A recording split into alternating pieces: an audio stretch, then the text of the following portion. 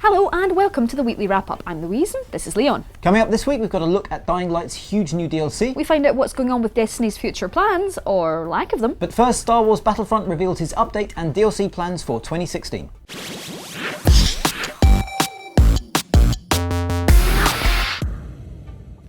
Star Wars BattleFront has announced a bunch of free maps, outfits and other content to arrive over the course of this year, throwing in new locations like Bespin and a small moon. That's no moon. Sorry, Death Star. They look the same.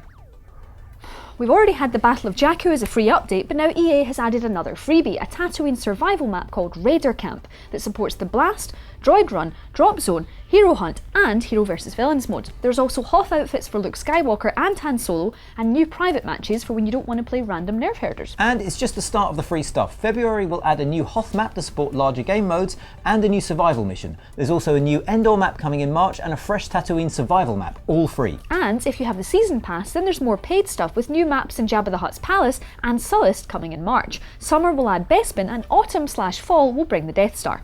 Plus, in early 2017 there will be a full expansion with the catchy name Title TBA. That really is quite a lot of Star Wars, although weirdly most of you are furious, accusing EA of cutting stuff from the original game to create this extra content, which seems a little unfair seeing as there's pretty much a 50-50 split between free and paid updates. So let's be positive, eh? This is the one $50 season pass that I will buy. The main game is a bit light on content, but it's so well made that I don't care, says Ethan Joseph. While Matt Marlowe adds, I was waiting to see what they were putting out there, but I have to say now I'm tempted. In other news, Insomniac has announced a new game, Song of the Deep, an underwater adventure a lot like Ori and the Blind Forest. Kojima's Sony Tech Tour has come to an end with a trip to see Sony London, Guerrilla Games and Quantic Dream. And the creators of the Burnout series and Black have announced their next game. Dangerous Golf is an explosive crash mode take on the sport. If you're a Guardian, you might have noticed things have kind of slowed down a bit for Destiny. Post Taken King, we've had Festival of the Lost and Sparrow Racing, but nothing like a big meaty chunk of DLC. No new strikes or raids, and recently new content is dangerously close to filler, with dances, emotes and mini-events instead of new stuff. Well, legal documents from Bungie's messy divorce from Destiny composer Marty O'Donnell had outlined a Destiny 2 for later this year. That was meant to be a major update, maybe not a full sequel, but the next big step for the series. Now, according to sources talking to Kotaku, that's been pushed out of its September window. Whatever we end up getting, it's clear that things have changed a lot in the past year for Destiny. When it first launched, Bungie kept players in the loop with plenty of updates on what was coming.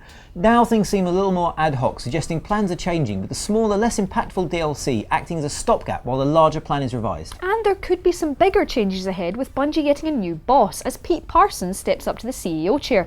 Now, he's promised to make Destiny his #1 priority and said, "I believe that Destiny is a one-of-a-kind experience. I also believe that you've yet to see our best work." Interesting. My new role will be entirely focused on fulfilling that promise. So that's hopeful for the future, but people are still a little bit ticked off about the present. Sparrow Racing and Festival of the Lost just looks like busy work to me, says Abdul Bazir Mohammed. I want story content and PvE content. Well, Tony Rowe, who points out events are okay, but have incredibly short lifespans. They should be focused on DLC. Whether the regime change improves the game's fortunes remains to be seen, but if you have any thoughts on Destiny or anything else in today's show, don't forget you can get in touch via Twitter on @GamesRadar or @LeonHurley. Or shiny_demon.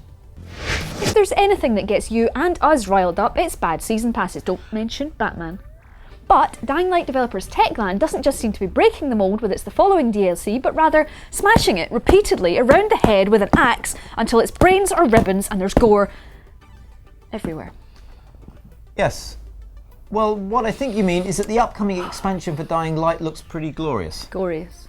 The expansion is out on February the 9th across consoles and PC, and so far we know some seriously big additions are on the way. Yeah, the countryside map is bigger than the city from the original game. There are 250 legendary levels coming for everyone who owns the game, not just the expansion. There's daily bounties with unique objectives that change every day. Nightmare mode will give you some more XP at the expense of seriously hard enemies and the risk of losing precious points if you lose your life. And let's not forget the fully customisable weaponised buggy that not only has special bobbleheads for your dash, a ramming bar, a UV safe light, a flamethrower, but also, wait for it, the best security system in the world.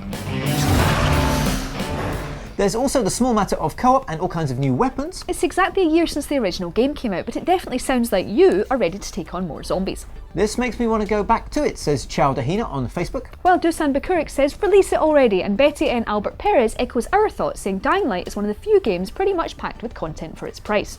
Speaking of price, if you don't have Dying Light Seasons Pass, The Following is coming out on February the 9th for £15.99 or a cent shy of $20. That seems to be it for this week and me. Goodbye.